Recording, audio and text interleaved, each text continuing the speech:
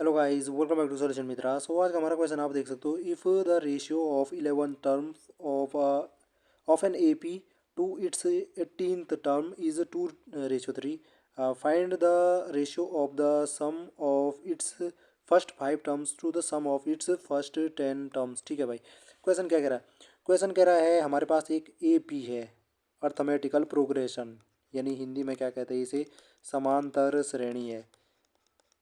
और इसकी विशेषता क्या होती है? समांतर श्रेणी हमारी कुछ इस प्रकार से होती है: A plus D, A plus 2 D, A plus 3 D, dot dot dot, plus plus क्यों कर रहा हूँ मैं, डॉट डॉट डॉट, ऐसे करके हमारी समांतर श्रेणी जाती है।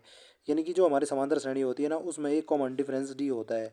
यानी कि एक के बाद जो हमारा अगला टर्म आता है कंसेक्यूटिव टर्म में जो होता है, हमारा डिफरेंस सेम होता है। ए के बाद ए प्लस डी आया, फिर इसमें डी ऐड किया तो ए प्लस 2 डी आया, फिर डी ऐड किया, ऐसे करके समांतर श्रेणी मिलती है।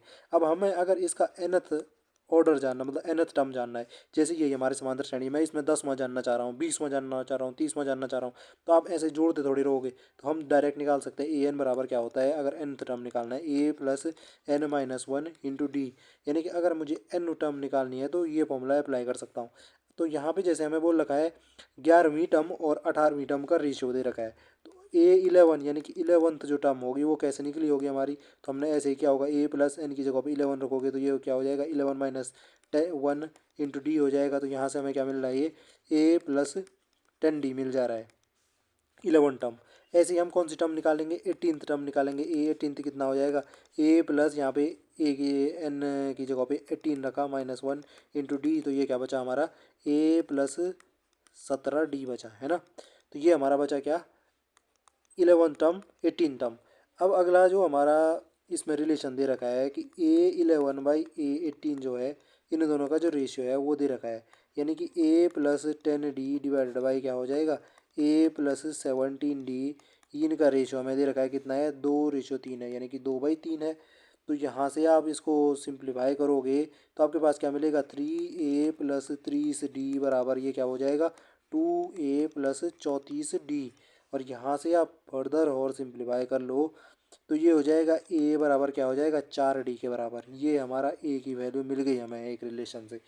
अब यहाँ पे हमें क्या बोल रखा था, हमें आगे पूछ रखा था कि रेशियो फाइंड करना है हमें, कि जो सम होगा पहली 5 टर्म का और पहली 10 टर्म का सम, यानी कि पहले 5 टर्म और पहले 10 टर्म का सम करो, उनका जो रेशियो होगा वो हमें फाइंड करना है। ठीक है भाई, तो सम क्या होता है, हमारा जो अर्थमेटिकल प्रोग्रेशन रहता है उसमें जो हमारा सम होता है, एस एन से डिनोट करेंगे उसे, वो हो जाता है n/2, 2a plus N minus 1 into D हो जाता है।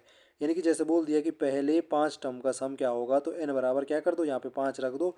बाकी आप a आपको पता होता है या d आपको पता होता तो आप बाकी चीज़ें भी रख के पहली 5 टर्म का सम निकाल सकते हो। तो जैसे हमें यहाँ पे a बराबर 4d मिल ही चुका है, तो हम यहाँ पे a की जगह पे 4d रखेंगे अगर इस वाले फॉर्मूले में, तो क्या हो जाएगा, ये हो जाएगा यहाँ पे a बराबर 4d रखने पे 2 गुणा के 4d, 2 चुको 8a हो जाएगा, सॉरी 8d हो जाएगा, प्लस क्या हो जाएगा, n माइनस 1 इंटू डी हो जाएगा। इसको फर्दर आप सिंप्लीफाई करोगे तो ये d कॉमन आ सकता है, तो एन डी डिवाइड बाई क्या हो जाएगा 2, और अंदर क्या बचेगा, ये 8 प्लस n माइनस 1। और इसको फर्दर और सिंप्लीफाई कर सकते हैं हम, तो ये हमारा क्या बच रहा है, ये बच रहा है आपका एन डी डिवाइड बाई 2, और 8 में से एक गया क्या हो जाएगा 7, तो 7 प्लस n, ये बच रहा है जी हमारा जो nth टर्म है इस वाले केस में, है ना। हर केस के लिए नहीं है, इस केस के लिए है जब हमारे पास ये रिलेशन बना है।